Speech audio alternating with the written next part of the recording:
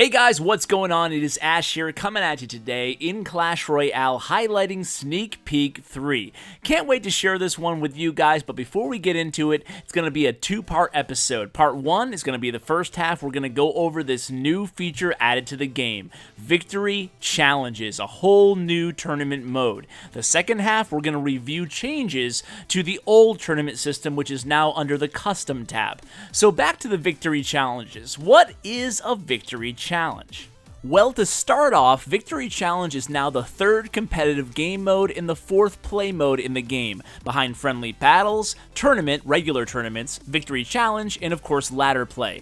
There are two types of Victory Challenges, the Grand Challenge, which costs 100 gems to buy into, and the Classic Challenge, which only costs 10 gems to buy into. You can see on the screen right now the rewards for the top prize and the guaranteed prize based on if you don't win any matches in the tournaments. So basically, the easiest way to describe Victory Challenges is a race to 12 wins without losing 3 matches. So essentially, you have 15 tries to get 12 wins. If you lose 3 matches, don't have to be consecutively, but if you lose 3 times, you're out, and whatever prize you're currently at is what you take away from the tournament. So after you either A, win 12 matches, or B, lose 3 matches, you're instantly given a chest with no opening timer, so you can open it instantly, and then if you want, you can hop right back into another Victory Challenge. Now, it's very important to note that you can indeed participate in both the Victory Challenge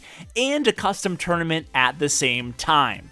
So let's fast forward a little bit in time here. You can see right now I have 12 wins, I have a pretty decent prize, but then what's gonna happen? Oh man, I lost. So you can see my Grand Challenge is now over, so I can open my chest instantly, and you can see with the Grand Challenge, the prizes are pretty actually decent here. Of course, it's a 100 gem buy-in, as opposed to the, what I'm going to call the FTP option, the free-to-play option, which is only 10 gems for a buy-in, and you can see a pretty lucrative reward here as I open this chest. A lot of cards coming at me here, so it's definitely well worth it in terms of the prizes and how much it costs to buy in. So guys, it's time for the second half of the episode, and you can see here there's a new create a custom tournament, aka the old school tournaments, and there's a new option here. You can share the tournament to your clan. Let me go ahead and start one on my second account. And here we are. So this is what it looks like if one of your clanmates starts their own tournament and wants to make it available to you, their clanmates. You can go ahead and join and easily filter out tournaments started by your clanmates. It's actually a really cool option added into tournaments. Now you might be saying to yourself, why are there only 4 types of tournaments? That's because the big tournaments have been eliminated from the game, guys. The biggest tournament you can now create, as I scroll through them right now, is 10,000 gems, but you can see the capacity is still 1,000 people. In first place still gets 2,000 cards, which really isn't bad at all. Now, there's a number of reasons they probably did this. One of them, probably pretty obviously, was to put an end to these tournament black markets that have kind of popped up here and there, where people sell tournament spots to other people, and it really devalues the cards won in your player profile.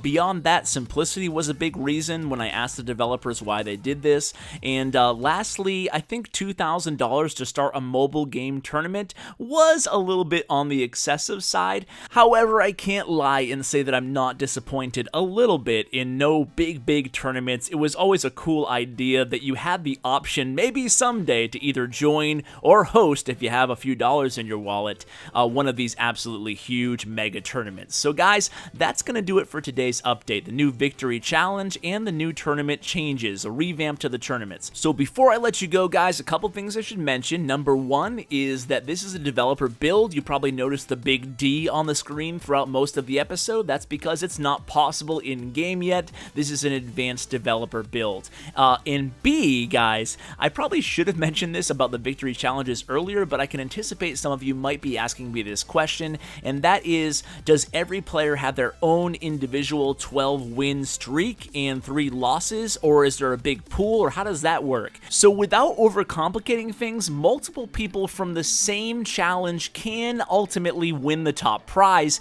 if it works out that way. So you have your own autonomous ladder to 12 wins or 3 losses. So it's not like you're competing against other people, at least in terms of achieving that top prize. So guys, thanks for watching. Oh, and by the way, if you're watching this channel for the very first time for sneak peek information and you find my style informative and fun, then go ahead and subscribe. I will have cutting edge strategy for all of these new balance changes, tournament mode, and everything else, all the new cards and everything coming with them over the next couple weeks. So guys, that's going to do it for today's episode. Thank you so much for watching, and as always, take care, guys.